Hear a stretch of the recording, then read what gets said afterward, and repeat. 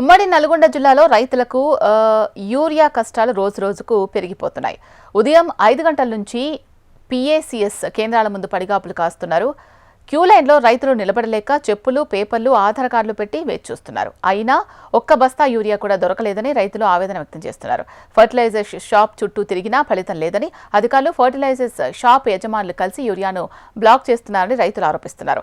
పలుకుబడి ఉన్న వాళ్లకే యూరియా దొరుకుతుందని, నాయకుల అనుచరులకే యూరియా బస్తాలు చేరుతున్నాయని ఆవేదన వ్యక్తం చేశారు. ఇప్పటికైనా అధికారులు స్పందించి రైతులకు సరిపడా యూరియాను సరఫరా చేయాలని డిమాండ్ చేశారు. చేతికొచ్చిన పంట యూరియా లేక దిగుబడి తక్కువ అయ్యే అవకాశం ఉందని, దీంతో రైతులు తీవ్రంగా నష్టపోతామని వాపోతున్నారు. నేను 15 ఎకరాల వ్యవసాయం చేస్తున్నాను. ఫస్ట్ ఎకరానికి ఒక కట్టదార ఇస్తామని చెప్పేసి లేట్ చేయడం వల్ల యూరియా కొరత తీవ్రంగా ఏర్పడడం వల్ల సకాలంలో నేను పొలానికి యూరియా వేయలేకపోయాను. గత 20 సంవత్సరాల నుంచి ఎన్నడూ లేని విధంగా యూరియా కొరతతోటి తెల్లవారుజామున 5 గంటలకు వచ్చి బ్యాంకుల చుట్టూ చెప్పులు పట్టాల్సిన పరిస్థితి వచ్చింది.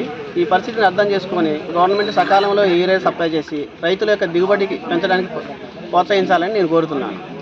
ఇలాంటి పరిస్థితి మళ్ళీ పునరావృతం కాకుండా అధికారులు అందరు సమిష్టి బాధ్యత వహించాలని కోరుకుంటున్నాను.